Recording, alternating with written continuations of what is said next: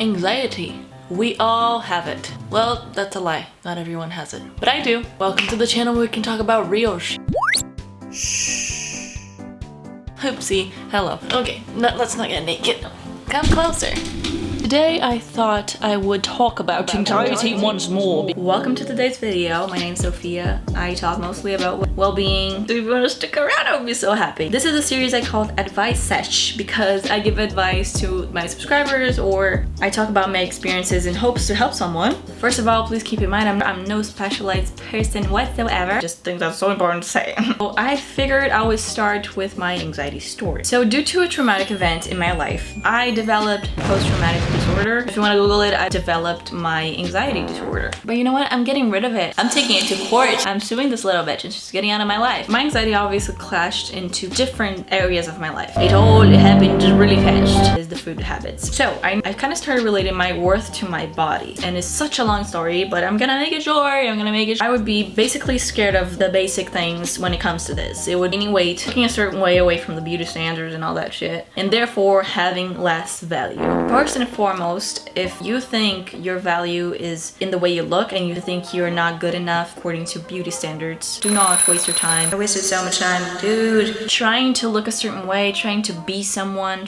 it just doesn't work because guess what? You are you and you cannot be born again and be someone else. It's a tough process, but it's much needed that you start the process of getting to know yourself and loving yourself. Very preachy and stuff like that, but it's true. There's no other way. There's no secret recipe, no diet. They will get you to anywhere better than understanding yourself and loving yourself. It's such an eye-opener. And I started to avoid eating in certain times of high peak of anxiety. So I had phases where I would be so nervous that I would spend the week like trying to avoid food. I was always someone that I couldn't stop eating. My body always craved food every 3 hours, and as it should, you know? I would pretty much spend a few days trying to do that, and then I wouldn't be able to because my body was like, eat bitch, and then at the end of the day I would have snacks and I would binge eat, and then it would make me feel worse because I was like, I was scared of gaining weight, and now I'm actually gaining weight from all of this because all my body's doing is relying on all the candy bars that you eat at the end of the day instead of getting proper nutrient throughout, you know? So a little bit of a bit and yes. And I started to realize that I needed to eat every 3 hours. I needed to trick this part of my anxiety in some way. The way that I particularly found to start eating every 3 hours, even if it was just a little bit, I would have meals every 3 hours. And honestly, it started working out really well for me because I actually started losing weight in a very healthy way. And then the other form that this anxiety would manifest, it would be when I was having an anxiety attack, I would just need to eat a lot. Just like this time, it didn't matter if I eat throughout the day or not. I just needed to eat chocolate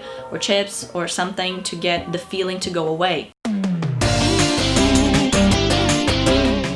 So first thing that I need to say is it will go away. Anxiety attacks can feel like they will last for months. In my experiences, my anxiety attacks took around 20 minutes, and when I started realizing that the feeling would go away in a while, it's gonna go away. Just like every other feeling that you have. But obviously sometimes it would get out of my control. You'll have this event. And then I was like, I'm gonna take it further. I'm gonna go even harder on this bitch. Was to replace my binge eating thingies. What if every time I feel like binging, I'm gonna slice an apple and I'm gonna have it as a snack. So I would cut it in tubes and then I would have it, you know, just as I was having a bag of chips. It really worked for me. I didn't feel like snacking, nor was I hungry. I was really just desperate for that feeling to go away. So the second I had something to do or like something to chew or something, oh, that rhymes, ooh, cute, it would pretty much go away. And by doing that with healthy foods, I didn't feel guilty at all. I was like, you know what, this is an apple. Like it all started to shift my mind, and I was like, I don't think I need that. Obviously people deal with anxiety in different ways, but that worked. I just wouldn't think of food as obsessively. I was like, if I'm not hungry, I'm not gonna eat. If I'm hungry, I'm gonna eat, but I will have the 3 meals a day because that's just nurturing my body more than anything. So the second area that anxiety has affected my life significantly was sleep.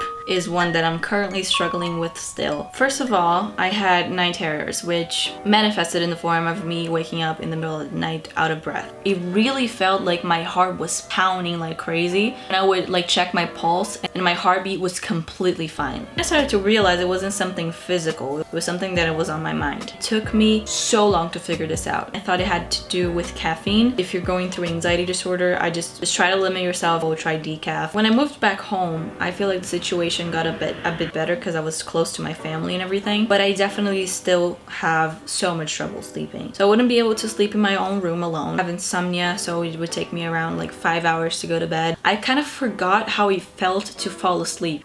Isn't that crazy? That's insane to me. And I don't know if most people understand how sleep is important. I didn't. So when I don't sleep, I feel completely shitty. I feel so down, and it's starting to impacting on my active life in the sense of exercise too. Like I would do HIIT workouts every single day, which I'm pretty sure it's not good for you. It would be great to release my energy and stress, but I just feel like I was doing a little bit too much. That's when I started to have aversion to exercise. I would feel like exercise would lead me to nothing because I just had this very negative thought in the back of my head. You're not gonna do it anyways, you're not gonna make it anyways. Like, and it was the first time in my life that it ever happened because I was always pretty athletic and never had really trouble exercising, and I actually enjoyed it. So to stop enjoying something that I liked so much was very frustrating to me. Sometimes I will still like feel like I don't want to do it. I try to like balance it now. So I'll do some HIIT workouts, some weights, and ever since I started doing that, I could see myself doing exercises more in the long term. And because I would have a month so intense of workouts and apply, and then I would drop everything, and then I would be right back where I started. So but the good thing about the HIIT workouts that really helped out my anxiety, and that is actually a technique I use today. Every time I will feel having like a lot of frustration and anxiety accumulate, I would grab my jump rope and I would just, and it's crazy what it will do to me. I just release that energy. So I would say I'm pretty hard on myself just in the regular. After the anxiety disorder developed, I'm not even human to myself about this, and it just got so much better, and it's just been changing the game for me anyways. I get so happy when I think of it. Treating myself as, first off, someone who needed to be perfect in every single aspect. So physically perfect according to social standards, because there's no such thing, but the most successful person you've ever met. Good at everything that I attempt to do and everything I wanted it now. If I didn't get the result on the first day, I was a piece of shit. That was literally my train of thought. So that obviously is so unhealthy, and the solution I found for that was to go to therapy. If you're not being nice to yourself, sweetie, honey, nobody's gonna be nice to yourself. And I know it shouldn't be this way. Like, I do believe that we as a community, as a society, we should much more come together and take in the people that are struggling with themselves than to like kick them in the face. We as a society will set up the highest standards, the most unattainable standards. It obviously would lead to people thinking they're crap, you know, just because they don't have certain things or look a certain way. When we see someone struggling, we will shit on them. Isn't that... Ugh. This is your unattainable standards, society. So why the fuck, like, would you judge someone when they can't meet the unattainable standard? Why do we put up with that? Why? Because the value of things is just so, we waste the time that we should be living our lives and with, why don't I look like that? And it's because it's told that we should. Isn't that fucking crazy? So in therapy, I learned a few tricks on how to deal with anxiety. So that was actually passed it along to me by my therapist.